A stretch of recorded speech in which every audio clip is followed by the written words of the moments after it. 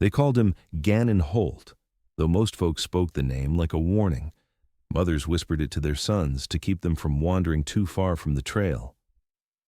Drifters lowered their eyes when they passed the north ridge where his cabin smoked against the sky. Men had tried to cross him once, men with badges, with rifles, with too much whiskey in their veins, and every one of them had crawled home bruised or not at all. He hadn't been seen in town in 3 winters, not since the night the saloon burned and 3 bodies lay cooling in the dust. Some swore he was a murderer. Others said the men deserved it. But no one, not sheriff nor preacher nor deputy, dared test the story twice. Wyoming Territory, autumn of 1884. The mountains had turned red and gold, the air sharp enough to cut, and still Gannon lived alone, building his fire at dusk and speaking to no one. He was a giant in every sense, 6.5 feet of scarred muscle and silence, but it was not his size that unsettled people. It was his eyes. They carried the cold of someone who had buried too much and been forgiven too little. That night, the wind dragged clouds low over the ridgeline, and a storm threatened from the west. Gannon stacked another log on the fire and settled into his chair, content with the company of silence, until the sound came. A wagon, slower than most, struggling against the incline.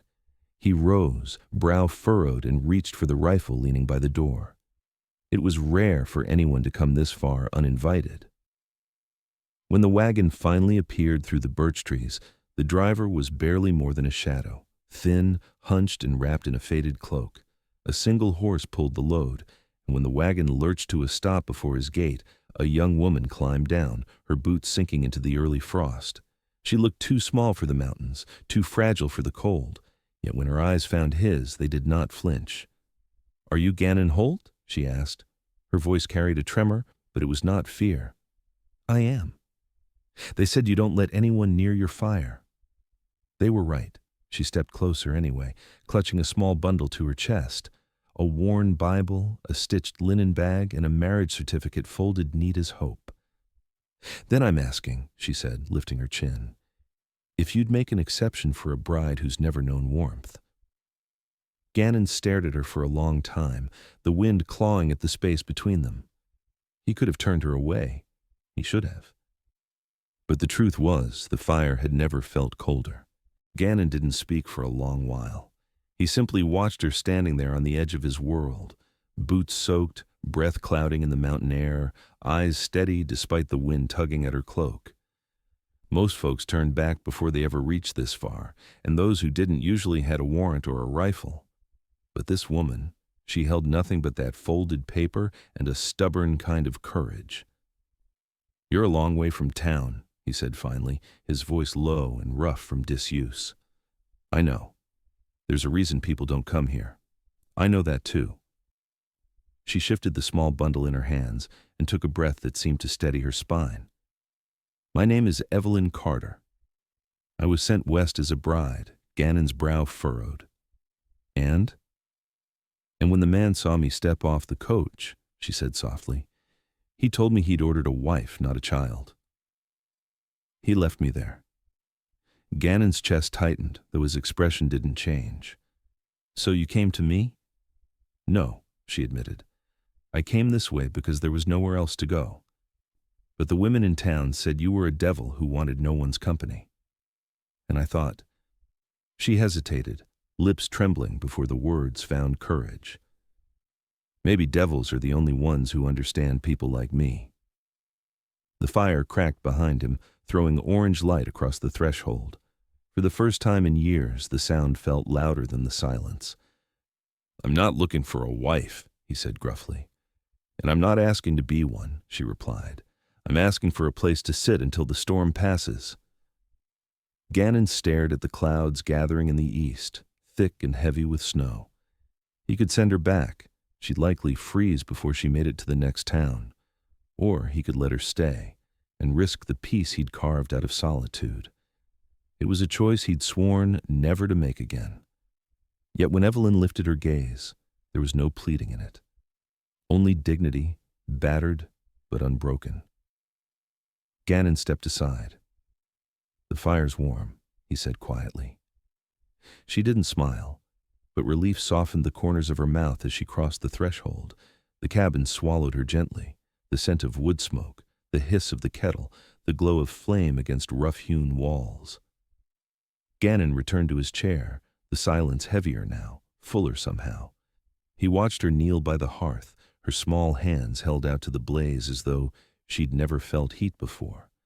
And for reasons he couldn't name, the cabin didn't feel quite as empty as it had yesterday. The storm rolled in by nightfall, a white curtain swallowing the mountains and sealing them off from the rest of the world. Snow hissed against the shutters, wind howled through the pines, and inside the small cabin, the fire roared brighter than it had in months.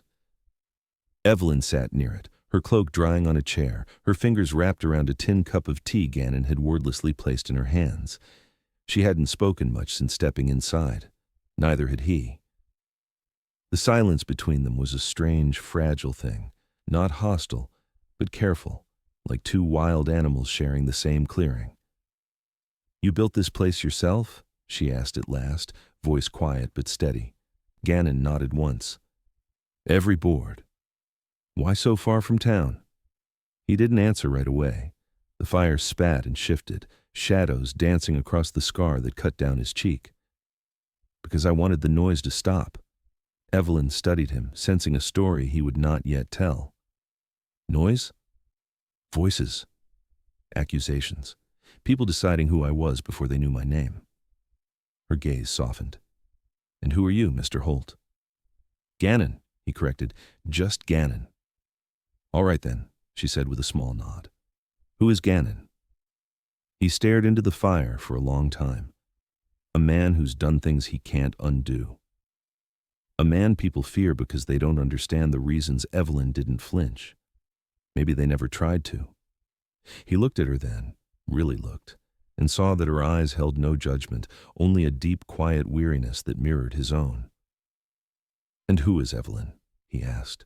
Her lips parted as if the question startled her. "A daughter traded for land," she said finally. "A promise no one wanted to keep. A woman who has never sat by a fire without being afraid of what comes next." Gannon's chest ached in a way he hadn't felt in years. "No one's going to hurt you here," he said, and the words surprised him, not because they were untrue, but because he meant them. Evelyn's eyes glistened in the firelight. "I believe you." They fell into silence again, but this time it wasn't careful. It was comfortable, the kind of silence that made room for breath, for memory, for the possibility of something beyond fear. Outside, the wind battered the cabin walls, but inside the flames held their ground, steady and alive. Gannon reached for another log and laid it gently into the fire. Evelyn watched the sparks rise and smiled faintly. "I think," she whispered, almost to herself, "I've been cold my whole life." "Then you'll stay," Gannon said quietly, "until the thaw comes." And though neither of them said it aloud, they both knew he wasn't just talking about the snow. The storm held them hostage for 3 days, piling snow against the cabin walls until the door creaked under its weight. They passed the hours in near silence, speaking only when words were necessary, where to stack the wood, how much water to melt, when to feed the mare in the shed. Yet beneath the quiet, something deeper was shifting. Evelyn began to hum as she stirred the pot over the fire, soft melodies from a childhood that seemed to belong to someone else. Gannon, who had forgotten what it was to hear a human voice fill his home, found himself listening as if the notes were medicine. On the third evening, as the wind softened to a restless whisper, she broke the silence with a question that had hovered unsaid since the night she arrived. "Why do they fear you?" Gannon was splitting kindling by the door. He paused mid-swing, the blade resting against the wood. "Because I let them." "That's not an answer." He sighed, setting the axe aside and lowering himself into the chair opposite her. There was a fire. A long time ago, a rancher cheated half the valley out of their land. When the law refused to act, 3 of us did. It wasn't supposed to end in blood. But it did. Evelyn's breath caught. "You killed them?" "I stopped them," he said evenly, "and the town stopped seeing a man." They started seeing a monster. The flames threw long shadows across his face, highlighting the scars carved by both blade and memory. And maybe, he admitted, they're not entirely wrong. Evelyn studied him, her heart beating hard against her ribs. Do you regret it? Every day, he said, and I'd do it again if it meant they couldn't hurt anyone else. Silence stretched between them, not empty this time, but full of everything they had both carried alone. Then Evelyn spoke, her voice steadier than she felt. I was afraid of my husband before I ever met him, she said, afraid of the touch I'd have to endure, the children I'd be forced to bear, the life that wouldn't belong to me. Gannon's eyes softened. And now? Now I'm still afraid, she admitted. But I'm afraid of feeling safe, because if I do, I might want to stay. Gannon stared into the flames, his hands curling loosely over his knees. Then be afraid, he said quietly, but stay anyway. Outside, the wind shifted again, carrying with it the scent of pine and thaw. Inside, the fire burned low and steady, its glow pooling across the floor like a promise. And though neither of them said the words, something unspoken passed between them. Not forgiveness, not yet, but the first faint shape of it forming in the firelight. The storm finally broke on the fourth morning, revealing a sky washed clean and blue, and a world buried under white silence. The valley below glistened in the sunlight, 1,000 frozen rivers winding through the pines. Evelyn stood on the porch, wrapped in a wool blanket, watching her breath curl into the cold, and for the first time since she'd stepped off that coach, she felt no pull to run. Gannon joined her quietly, steaming mug in hand, the boards creaking beneath his weight. Road will stay blocked for another week, he said. Maybe 2. I don't mind, she answered. There's nowhere I'd rather be. He glanced at her, and the simplicity of her words stirred something uneasy and warm in his chest. They stood without speaking for a long while, watching snow drift from the branches, listening to the groan of the thaw. Then Evelyn asked a question that caught him off guard. Do you believe people can change? Gannon stared out at the horizon. I believe they can try. And you? She pressed gently. Are you trying? He exhaled slowly. Every day. Evelyn's lips curved into a small, knowing smile. Then maybe the man they fear isn't the one standing here now. Inside, the fire had burned low. Gannon fetted another log and gestured for her to sit close. You never told me about the name, he said. Evelyn. What does it mean? She smiled faintly. It means wished for. My mother chose it before she died. Said she wanted me to have a name full of hope. It suits you. And Gannon, she asked. It means fair-skinned warrior. My mother had a sense of humor. Evelyn laughed, a quiet, surprised sound that felt too soft for a man like him to deserve. It suits you too. They fell into silence again, the easy kind that had begun to grow between them. Gannon reached for a small piece of wood from beside the hearth and a carving knife dulled from years of use. Slowly, carefully, he began to carve letters into the surface. When he was done, he turned it toward her. It was a name, Evelyn, carved with a reverence that made her chest ache.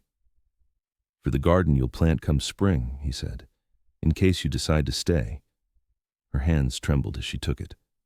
I haven't decided yet. I know, but I want to. He met her gaze, the room shrinking to the space between them. Then I'll keep the fire burning, he said, until you do. Outside, snow slid from the roof in heavy sheets, the world shifting toward thaw. Inside, the warmth deepened, not the sudden blaze of passion, but the slow, patient fire of 2 souls daring to believe in something beyond their scars. The thaw brought more than green shoots and softer winds. It brought company. On the first clear afternoon, Gannon heard the distant groan of wagon wheels long before he saw them. He was chopping wood by the shed when the dust cloud appeared at the base of the trail, 3 riders flanking a wagon heavy with crates. Evelyn came to the porch, squinting against the sun. Do you know them? she asked. I know they're kind, Gannon muttered. As they drew closer, the faces became familiar. Deputy Madsen, 2 ranchers, and a preacher whose sermons once used Gannon's name as a warning. They reined in their horses at the fence but didn't dismount. "Gannon, halt!" the deputy called, his hand hovering near his revolver. "You've been hard to find." "Not hard," Gannon said evenly. "Just uninterested." Madsen shifted in the saddle. "We've come on behalf of Mr. Tolland, the man this girl was promised to. Says she absconded before the wedding and that you're harboring her." Evelyn's hands tightened around the porch rail, but she did not step back. Gannon crossed the yard, slowly, deliberately, stopping at the fence. "She's no one's property," he said. "Not Tolland's, not yours." The preacher cleared his throat. "Gannon, this isn't about property. It's about law." "She signed a contract under duress," Evelyn snapped. "A signature means nothing when a woman has no choice." One of the ranchers spat into the dirt. "Then you're an outlaw too, Holt." "Hiding a runaway bride?" That's aiding and abetting. Gannon's hand brushed the butt of his revolver, but didn't draw it. "If that's what you want to call it, fine. But I'll say this once, no one takes her from here against her will." Tension coiled tight in the spring air. The deputy's jaw worked as if weighing his next move. "This isn't over," he said finally. "Tolland's rich, and he's stubborn. He'll bring papers and men." "Then he'll find me waiting," Gannon replied. The wagon turned back down the trail, their threats trailing behind them like dust. When the last hoofbeat faded, Evelyn let out the breath she'd been holding. "They'll come back," she whispered. "I know," Gannon said. "But next time, they won't be coming for someone helpless." She looked up at him, her fear tempered by something stronger, resolve. "I won't hide," she said. "Not anymore." Gannon nodded, pride stirring quietly in his chest. "Then we fight together." Inside, the fire still burned, steady as a heartbeat, and for the first time, Evelyn understood that the man they called a monster might be the only person in the world willing to stand between her and the ones who believed she could be bought. The men returned 2 weeks later, just as the spring thaw gave way to summer bloom. This time, there were 6 of them, 2 with rifles, 1 with a badge, and all of them riding like they owned the land beneath their horses. Evelyn watched from the porch as they climbed the slope, her heart pounding a steady drumbeat against her ribs. "They're armed," she whispered. Gannon buckled his gun belt but didn't draw. "So am I." "Will you kill them?" He shook his head. "Not if they give me a choice." They rode straight up to the gate and dismounted, boots crunching over the gravel path. The deputy raised a folded document, wax seal bright in the afternoon light. "By order of Judge Alcott, this woman is to be returned to Mr. Tolland's custody," he declared. "You'll be charged with abduction and harboring if you interfere." Gannon stepped down from the porch and closed the distance between them until he could see the sweat beading on the deputy's brow. "And if she doesn't want to go?" The deputy hesitated. "The law doesn't care what she wants." "Then the law's about to meet a problem." Evelyn stepped forward before anyone could stop her. "I'm not going back," she said, voice steady despite the tremor in her hands. "I was sold. I was promised without my consent. And if that paper says I belong to a man I never chose, then that paper is a lie." The ranchers laughed, a bitter, mocking sound. "Choice? You think women like you get to choose?" Gannon's jaw tightened. "She just did." One of the men raised his rifle, and the others followed suit. In a breath, Gannon's revolver was in his hand, faster than any of them expected. "We don't need to do this," the deputy said, though his voice was shaking now. "Then ride away," Gannon answered, "because the next step you take is trespass." For a long, frozen moment, no one moved. The wind hissed through the tall grass, the horses shifted nervously, and Evelyn's fingers curled into fists at her sides. Then, slowly, the deputy lowered his gun. "This isn't over," he muttered, turning his horse. "It ends when a judge says it does." "No," Gannon said quietly. "It ends when she says it does." One by one, the men mounted and rode back down the ridge, their threats trailing behind them. Evelyn turned to Gannon, tears brimming but unshed. "They'll come again."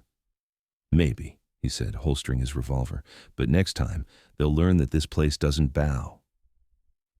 And as the dust of their retreat drifted into the summer sky, Evelyn felt something stir deep inside her, not fear, but power. The kind that grows when a woman stops running and plants her feet on the ground that is finally her own. Summer deepened in the valley, turning the once frozen slopes into a sea of green, but the peace that followed the standoff was fragile, stretched thin over the knowledge that the law would come again. Evelyn moved through her days with purpose now, not as a guest but as a woman building a life. She planted rows of beans and squash beside the cabin, mended the fence where winter had torn it down, and carved a small garden cross in memory of the girl she had been. The one who once believed her only worth was a signature on a contract. Gannon worked beside her silently, cutting lumber and setting posts, but he noticed the way she lingered by the fire each evening, as if waiting for something she couldn't yet name. One night, as the sun sank behind the ridge and the first stars pricked the dark, he found her sitting there, wrapped in a shawl, eyes fixed on the flames. "You're quieter lately," he said. "I'm thinking." "About?" She hesitated before answering. "About the kind of life I want." "About whether I'm brave enough to reach for it?" Gannon sank into the chair across from her, the fire painting deep gold in the lines of his face. "You're the bravest person I know." "Brave enough to stay?" The question hung between them, heavier than any rifle. He didn't answer right away. "When I built this place," he said finally, "I swore I'd never let anyone close again." It was easier to be feared than to be known. Evelyn looked up, meeting his gaze with quiet strength. "And now?" "Now," he exhaled, the sound more confession than breath. "Now I think the fire was waiting for someone else to sit beside it." The silence that followed was not empty. It was full of the crackle of wood, of heartbeats finding rhythm, of two broken lives brushing against something whole. Evelyn's eyes softened. "I was raised to believe my life belonged to whoever paid for it, that I was property to be traded, not a person to be chosen." She reached out then, tentative but sure, placing her hand over his. "I want to choose this, not because I have to, but because I want to." Gannon's fingers curled around hers, rough and warm and steady. "Then stay," he whispered, "not as someone rescued, but as someone who decides." Outside, the wind shifted through the pines, carrying the scent of rain and wildflowers. Inside, the fire burned brighter than it ever had, casting its light on two souls who had lived too long in shadow. And as Evelyn leaned her head against Gannon's shoulder, she realized the truth she'd been circling since the day she knocked on his door. The fire had never just been warmth. It was welcome, a promise that even the most feared man could become a home.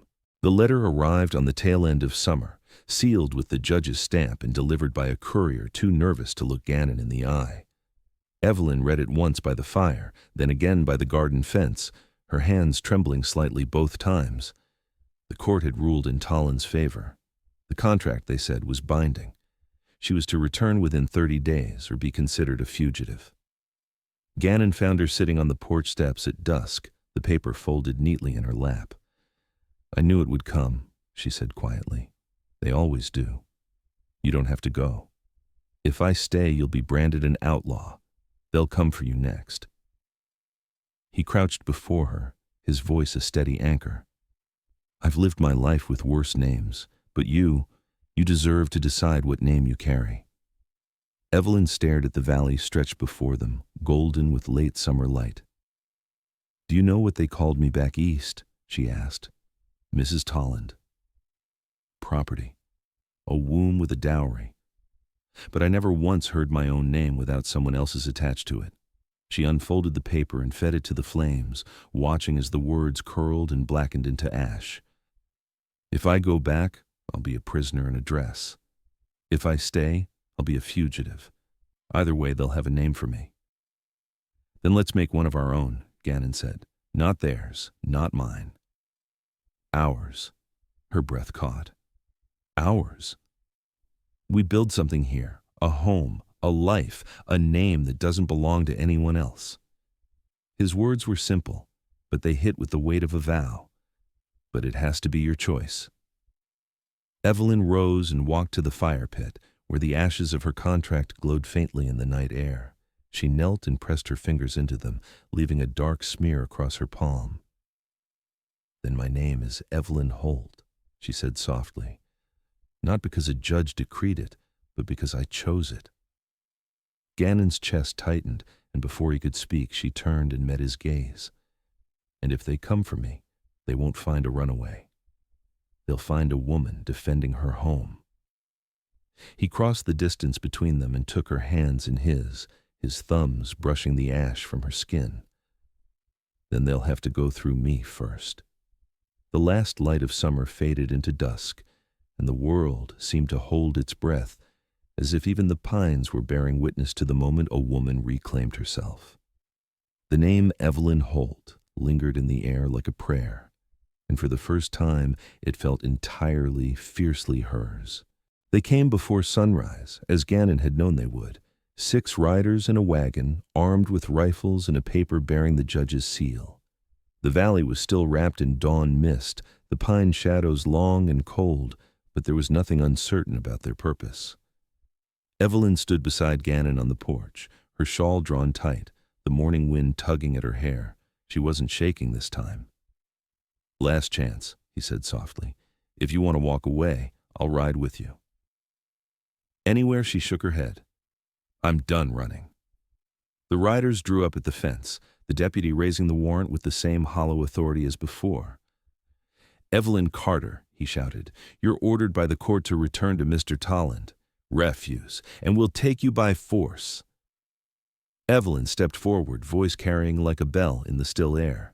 "I am Evelyn Holt, and I do not consent." Laughter rippled among the men. "Names don't change the law," one sneered. "Then the law will have to change," she replied. Gannon's hand rested on the butt of his revolver, but he did not draw it, not yet. "You're trespassing," he said. "Leave while you still can." One man spat into the dirt. "You can't fight the whole territory, Holt." "I don't need to," Gannon said, his voice like thunder rolling down the ridge. "I just need to stand where I said I would." The first shot cracked the morning open. It struck the porch post inches from Evelyn's head. The second found the edge of Gannon's hat, and then the world exploded into chaos. Gannon moved like a storm, fast, deliberate, relentless. 2 shots rang from his Colt, and 2 rifles fell silent. The deputy shouted orders, but the men were already scattering, their courage breaking against the iron of Gannon's resolve. One rider spurred his horse toward the porch, revolver raised, but Evelyn stepped into his path, shovel in hand, striking the weapon from his grip before he could fire. The man tumbled into the dust, cursing, and fled after the others. When the smoke cleared, the valley was silent again. The deputy, pale and shaking, tossed the warrant into the dirt. "You've made your choice," he said. "And you've made yours," Gannon replied. "Now get off my land." They left without another word, their horses swallowed by the mist. Evelyn sank to her knees, breathless, and Gannon knelt beside her, his hands framing her face. "It's over," he whispered. "No," she said, tears streaking her cheeks. "It's beginning." The rising sun broke over the ridge then, spilling light across the cabin, the garden, the ring of ash from the fire that had burned all night. And as the warmth touched her skin, Evelyn knew she had finally claimed the one thing no man, no law, no paper could ever take: the right to choose her life and call it her own. Please like, share, and subscribe for more unforgettable Western tales here on Redemption West. If you had to choose between law and love on the frontier, what would you do? Tell us in the comments.